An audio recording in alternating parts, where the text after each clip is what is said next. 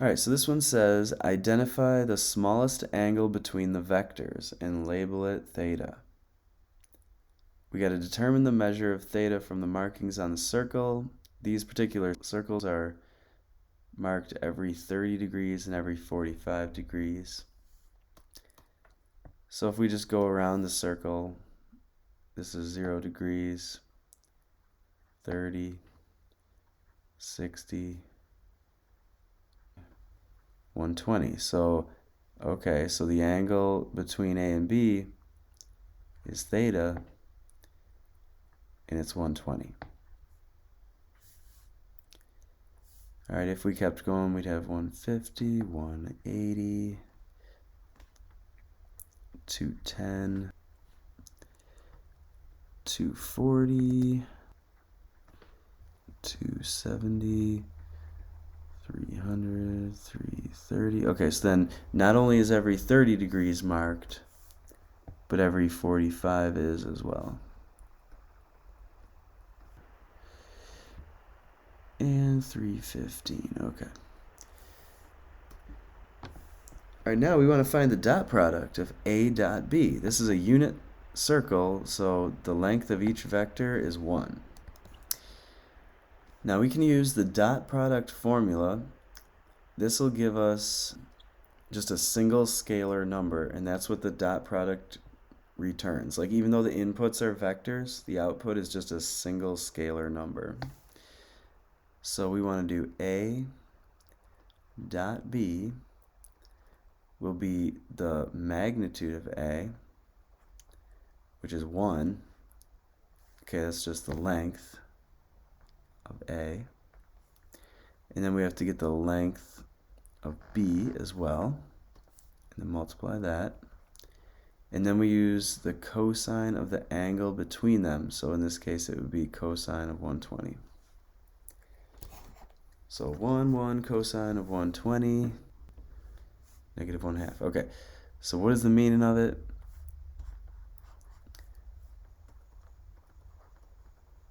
It means if you project the vector head down to the x-axis, let's say, then you would be in the same direction that A is, as far as like it's on the same line. And you could create like a component of B which points opposite of A. So it could be called like a B sub x. And it's kind of like you're multiplying B sub x times A. And that's basically what you're doing. Trying to figure out what part of B is like parallel or anti-parallel with A. And then multiply them together. That's basically what a dot product does. Alright, let's try it on this one. You want to do A dot B.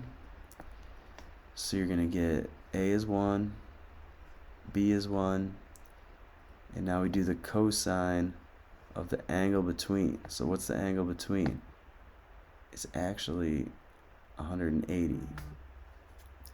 When two vectors are anti-parallel, they have an angle of 180 degrees between them. Cosine of 180, though, is negative 1. And so that is going to be the answer to this dot product.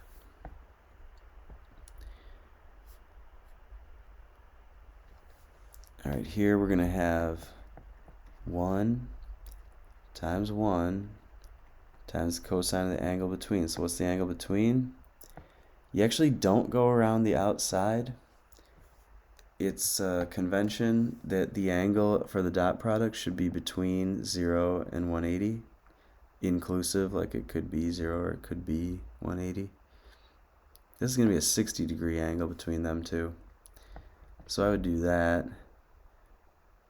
And I believe the cosine of 60 is 1/2.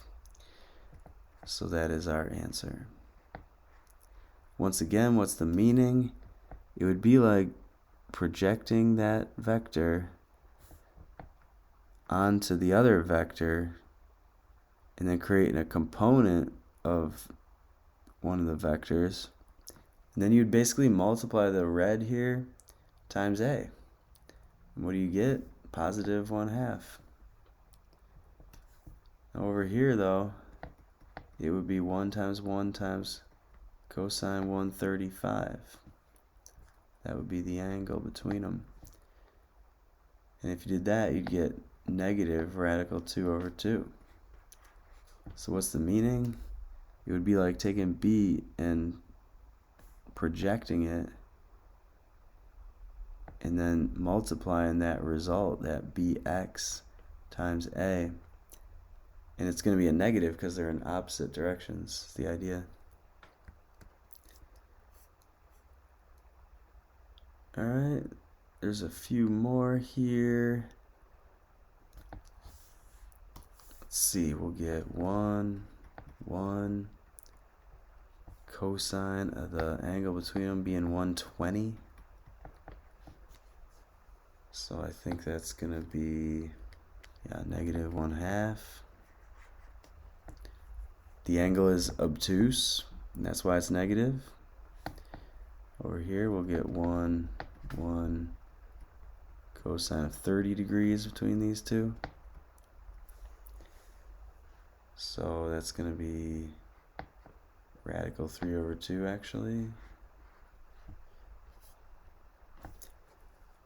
Here we'll get 1 cosine of almost 180, 165, approximately negative 0.966.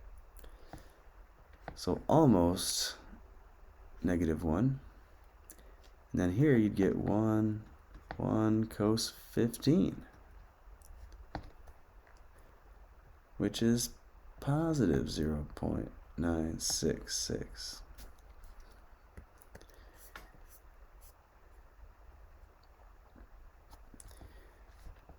I want to show a couple other formulas for the dot product though as well.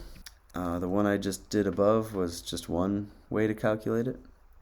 There's another formula which says that A dot B can be calculated by multiplying the x component of A times the x component of B, and then adding the y component of A times the y component of B.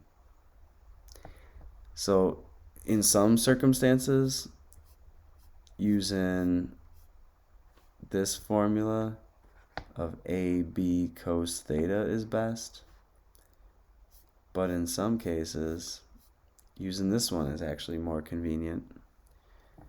So let's try this new one here. First, we want to identify what the vectors are. So A is, it looks like 4, 0, and B is negative 4, 0. So since we have the components, this would be a good time to use that formula. So this one is AX, and this one will be AY. And then we have BX and BY. So you just want to multiply them together. So we want AX times BX plus AY times BY. That's going to be 4 times negative 4 plus 0 times 0. And we get negative 16. And if we just check it with the other formula, AB cos theta, we should get the same answer. So for A, you would want the length of it. That would be 4. For B, you want the length of it. And so it's a common mistake for people to put a negative in here. But B alone, with no vector over its head or anything, it means the magnitude. It means a positive number, a length. So A has a length of 4, and B has a length of 4 as well, is the idea. And you do cos of 180. Cosine 180 is negative 1, so we do get the same answer either way.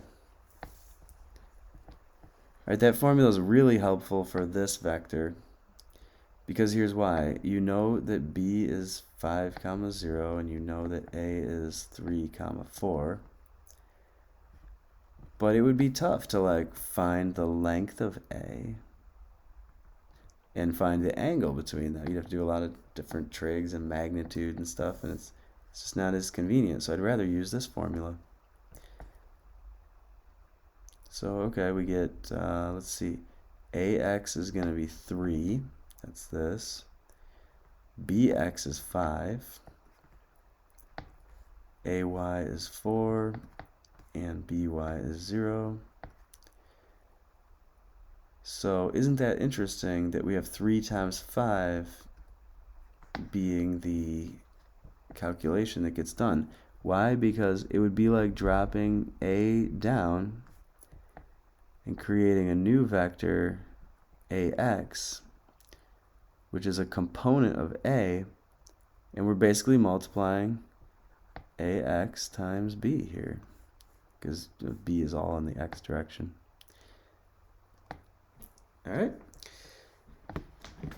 Alright, that is it. There's a couple more down here that are interesting. We can try these. So -4, 3 is A. -3, -4. And that's one way to do it.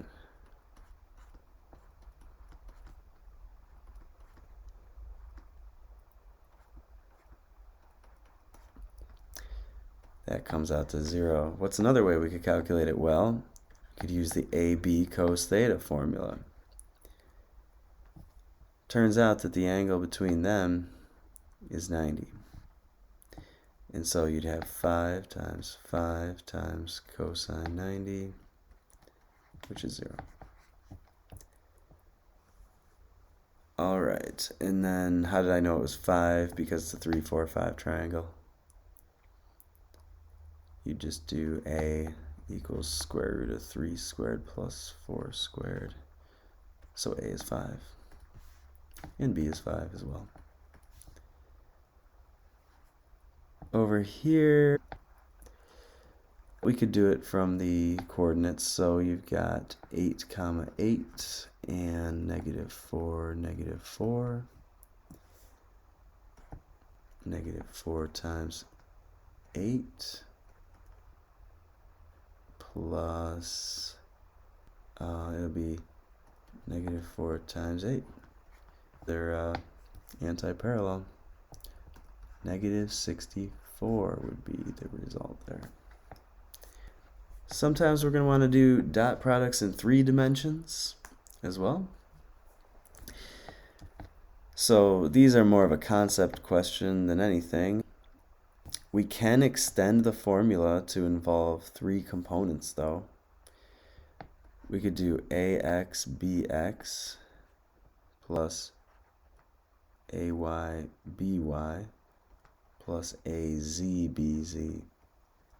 That would be a dot product for 3 dimensions. So in this case, we would have 3, 0, 0, 3, 0, 0. This comes out to 0, of course, because there's 90 degrees between them two. One's pointing in the X, one's pointing in the Y. All right, here's 2 vectors which are in the same direction, so we will have a dot product there.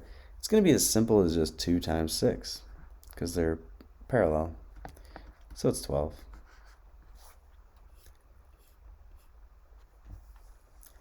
Let's see, so here, if we just use the concept, just project B back to A, and get that BX vector, you basically want to just multiply BX times A. So if A has a length of 8, then BX has a length of 8 too. So this is a dot product of 64. And this one, even though it goes at a weird angle in the XY plane, there's 90 degrees between A and B. So that's just 0.